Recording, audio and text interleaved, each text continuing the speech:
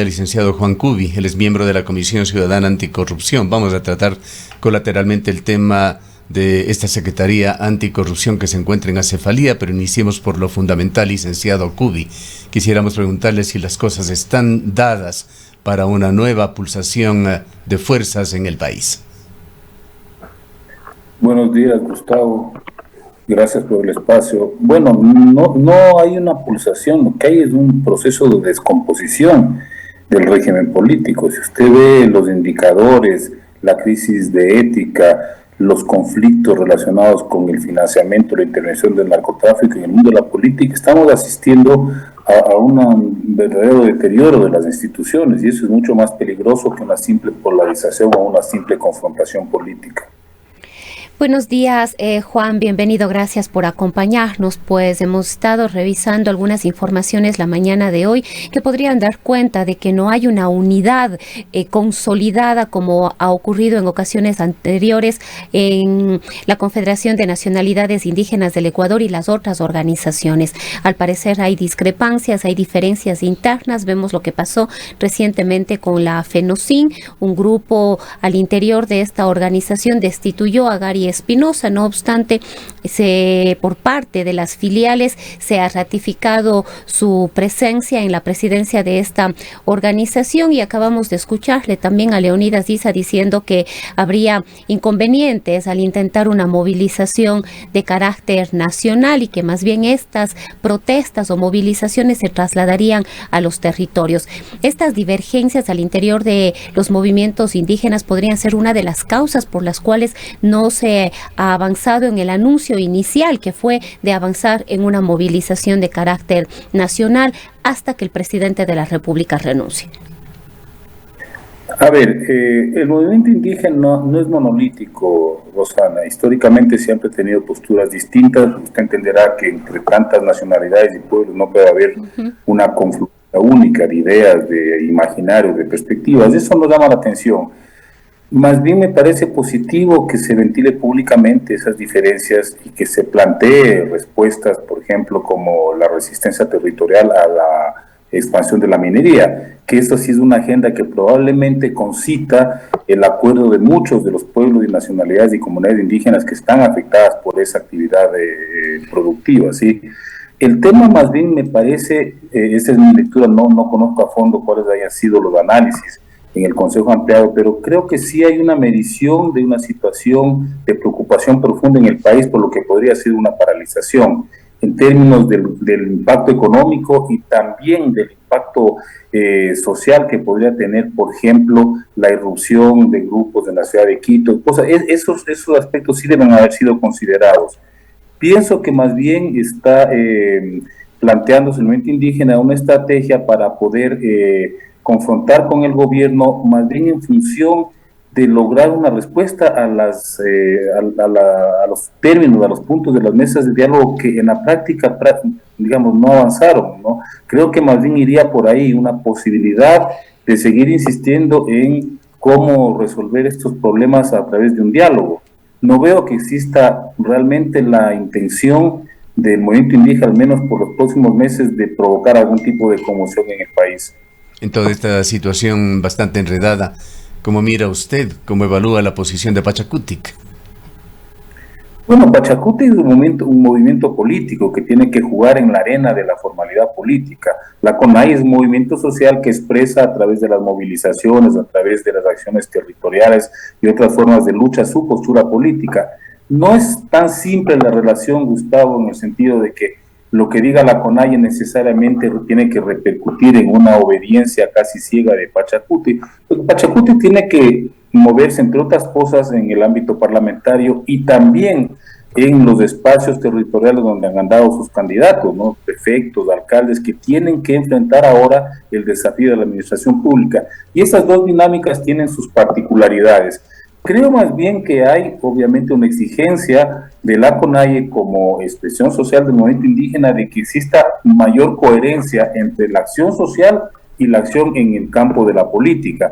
Pero claro, como han salido algunos legisladores, he escuchado hoy por la mañana un par de legisladores que dicen que tampoco es que ellos pueden acatar de una manera absolutamente rígida las intenciones de la CONAIE, porque en la política parlamentaria pues se pueden otro tipo de lógicas, ¿no? Él lo ha dicho claramente. Por ejemplo, el juicio político no es que pueda hacerse por voluntad ni de una persona ni de una organización, porque tiene una serie de requisitos jurídicos que tienen que ser resueltos, ¿no? Entonces, Darwin Pereira decía, bueno, tenemos que ver si en efecto existen causales, si la Corte Constitucional califica para proceder a un juicio político. Eso ya marca una diferencia con la aspiración que puede tener la CONAIE de que el presidente sea destituido.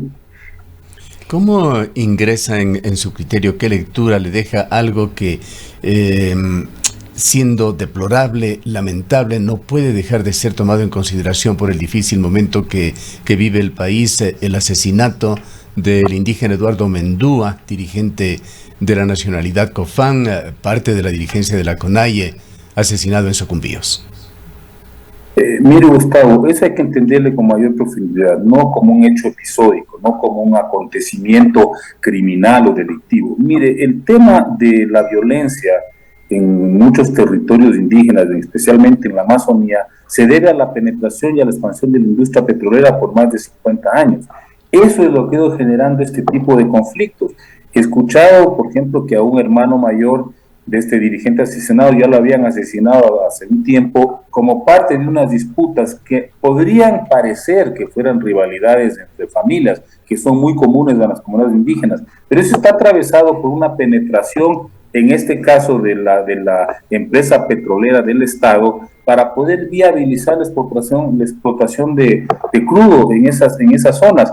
Y eso implica que muchas veces se da dinero, se dan apoyos, se dan determinadas prebendas para ciertos grupos para que faciliten la ampliación de la frontera petrolera. Y claro, eso va generando conflictos en esas comunidades de cualquier tipo. Creo que hay que entender el asesinato de Mendúa como parte de una política del Estado y de las empresas petroleras que ya tienen muchas décadas y que va generando no solo este incidente, no se olvide, Gustavo, que incidentes similares hemos tenido permanentemente en los últimos años, en las últimas décadas, sería más bien de decirlo, ¿no? Acuérdese usted el caso de la confrontación entre indígenas que derivó en el asesinato de una serie, que todavía ni siquiera está esclarecido, de miembros de estos grupos indígenas no contactados, solo para señalarle uno de los episodios más bochornosos de la política petrolera en este país.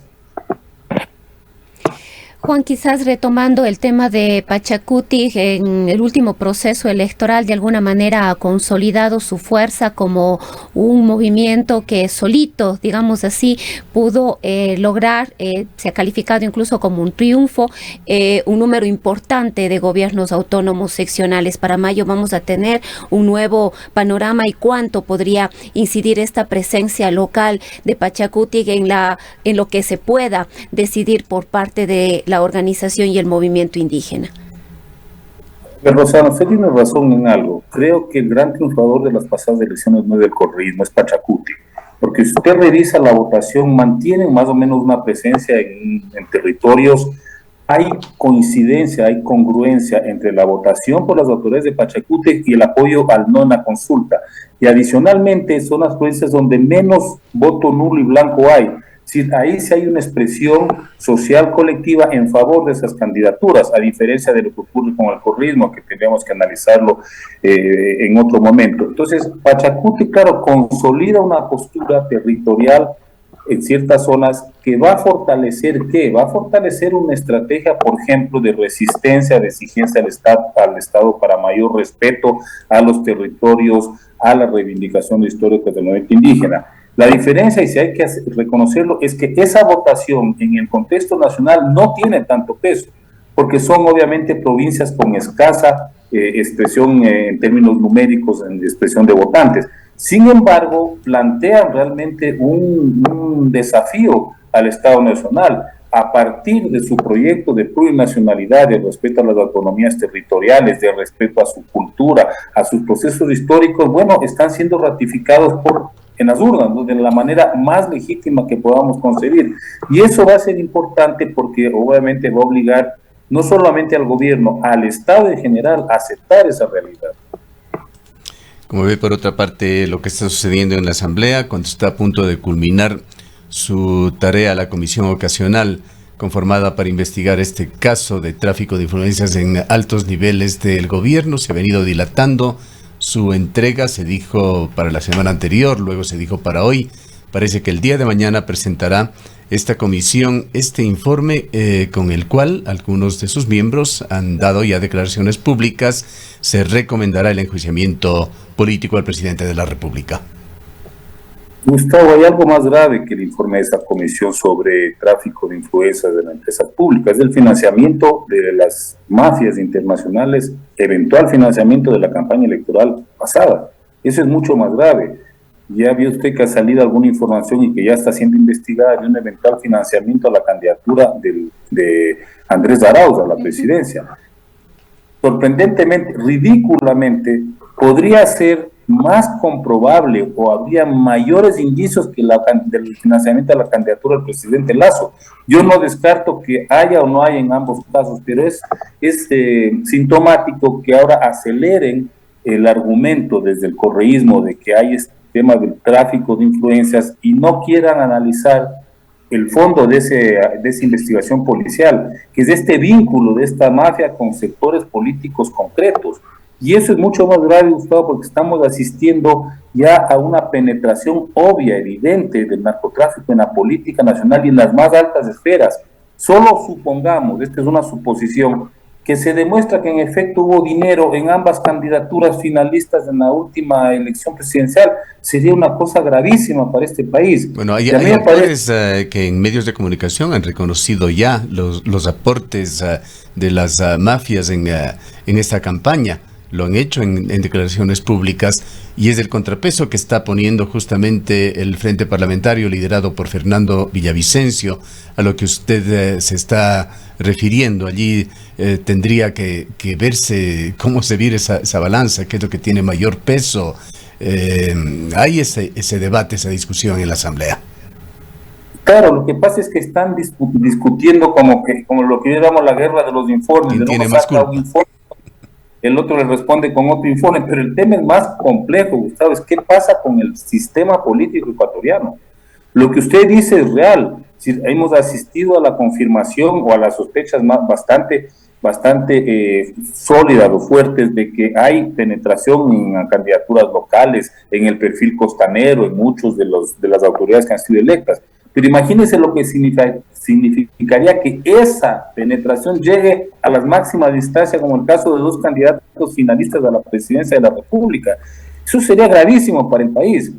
Pero entonces lo gracioso de todo esto es que los acusadores, en el caso de las empresas públicas del informe, resulta que ahora se convierten en acusados.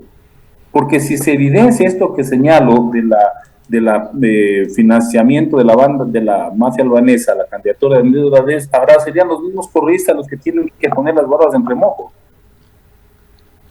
Bueno, y le pudimos escuchar al mismo Aliaga, asambleísta del movimiento correísta, hablando de la participación que tuvo Cortázar en la campaña de Arauz. Incluso se han podido difundir y ver algunas fotografías de esta participación. Y por eso yo he señalado algo interesante para relacionar lo que usted está hablando, Rosana, con el tema del paro indígena o de las comunidades indígenas. Yo he señalado que la CONAIE, el movimiento indígena, tiene este rato una oportunidad interesantísima y es desmarcarse de todas estas expresiones de la política formal que están tan contaminadas de corrupción, de unos manejos irregulares de las relaciones políticas, de componendas, chanchullo, etcétera, ¿no? Y plantear al país de pronto la recuperación de una ética política que permita realmente construir un proyecto más democrático, más equitativo para este país. Sería interesantísimo.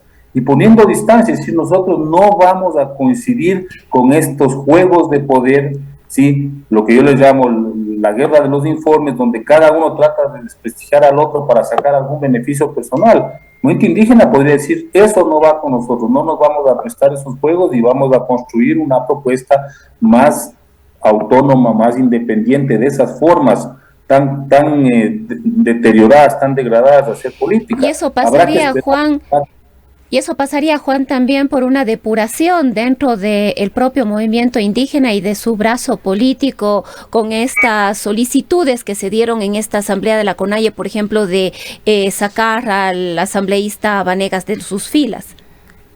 Bueno, esos pueden ser casos muy puntuales, Rosana. En efecto, tendrían que hacer todo un proceso. Más que no me gusta a mí la palabra depuración, y me huele mucho al régimen soviético, estalinista, sino más bien de buscar realmente cómo consolidar y cómo potenciar liderazgos o asambleístas o alcaldes o autoridades que tengan un compromiso mucho más claro con ese proyecto. Eso sería lo fundamental.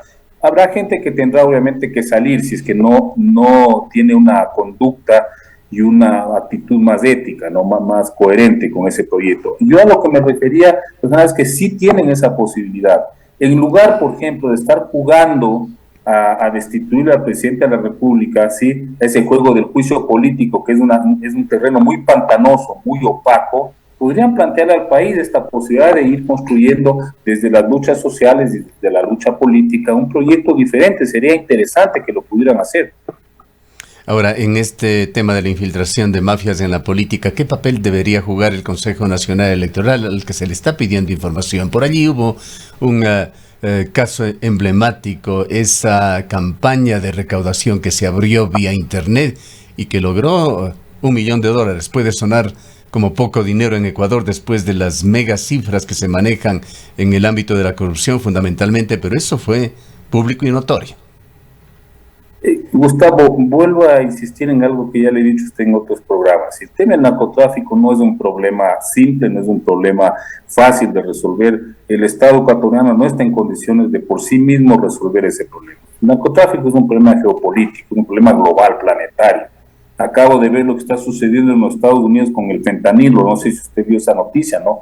El profundo impacto en la salud pública del fentanilo, una sustancia producida en México y trasladada a través de las fronteras, que ya este rato empieza a tener mucha más rentabilidad que la cocaína. Sí, vale la pena decir allí que no estamos exentos de ese problema en Ecuador. No es un problema solo de Estados Unidos. Entonces, si ese es un problema global, yo no creo que el Consejo Nacional Electoral pueda resolver. A mí me parece que tenemos que abordar el tema del narcotráfico desde otras perspectivas. ¿Qué tiene que aportar, le decía, en esto? ¿O no debería dar respuestas a las preguntas que está haciendo Fernando Villavicencio del Frente Parlamentario?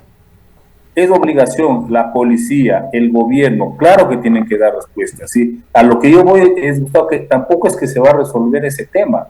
El narcotráfico es un poder tan grande que se va poco a poco expandiendo y lo está demostrando. En 50 años, imagínense, de ser una actividad marginal, económica ilícita, a ser ya un factor de poder en el Estado ecuatoriano. Esa es la evolución que ha experimentado el narcotráfico. Entonces, tampoco es que esperemos que porque el Consejo Nacional Electoral se va a poner las pilas, como se dice comúnmente, vamos a resolver el tema del financiamiento político y narcotráfico. Eso es mucho más complejo. Cuidado, Gustavo, caemos en la trampa de pensar que más armas para la policía o más capacitación o más tecnología resuelven un problema que es global. Juan, de acuerdo a su criterio, a sus lecturas, ¿hay la coyuntura política en la Asamblea Nacional para lograr los 92 votos y avanzar en un juicio político contra el presidente de la República? Veo complicado. He visto declaraciones de los socialcristianos de la izquierda democrática en el sentido de que no se comprometerían con esta estrategia. Pero usted sabe, Rosana, que en este país puede pasar todo es posible. Cosa. Mire, solo pensando en las causales. Mañana una mayoría parlamentaria se puede inventar una causal y destituyen al presidente de la República. Lo que a mí me parece más complicado, Rosana, es que es el propio presidente el que se está votando del poder a sí mismo, con esa incapacidad, esa inoperancia, esa limitación para responder a las realidades de este país. Él mismo se está poniendo la soga al cuello, más allá de que exista una conspiración de ciertos grupos interesados, pero es la propia incapacidad del gobierno y del presidente la que está conduciendo esta crisis. ¿Qué opinión tiene usted de Henry Cucalón, que viene de las filas del Partido Social Cristiano y que está ahora de ministro de Gobierno? Hay sectores que han aplaudido la gestión que en estos pocos días ha venido desarrollando. Ha anunciado que acudirá a la Asamblea Nacional, donde buscará algunos acuerdos. Incluso se ha mencionado que se estaría ya perfilando como el próximo candidato a la presidencia de la República para reemplazar a Lasso. Mire, habría que juzgar la presencia del señor Cucalón en el gobierno, como dice el dicho, piensa mal y acertarás. Creo que él sigue siendo un vínculo sólido con los socialcristianos o con los grupos de poder que de alguna manera están representados o se circunscriben en esa tienda política. Eso implicaría que el gobierno está buscando recomponer estos vínculos, estas relaciones con esos grupos de poder que han sido bastante tirantes en los últimos meses. Yo le diría por ese lado, y eso, por ejemplo, podría complementarse con la decisión de los socialcristianos de no participar del juicio político. Podría ser ya un anticipo de estas relaciones. Yo creo que el señor Cucalón, al margen de que haya salido del Partido Social Cristiano, debe mantener sólidos y fuertes vínculos con esos sectores. Para terminar, licenciado Cubi, vayamos al inicio. ¿Ha terminado la saga de las secretarías oficiales anticorrupción? Pues usted decía que hasta ahora el presidente ni explica, ni da una respuesta, ni nombra el reemplazo de Luis Vélez Soto. Yo personalmente y como comisión esperaríamos que simplemente eliminen esa figura y más bien permitan que desde otros sectores de la sociedad se haga un control o una intervención más eficaz y más independiente en el tema de la lucha contra la corrupción. Bien, queremos agradecerle por su presencia. Gracias a ustedes. Declaraciones del licenciado Juan Cubi, miembro de la Comisión Ciudadana Anticorrupción. Son las 7:53 minutos. Llega Jet Fast.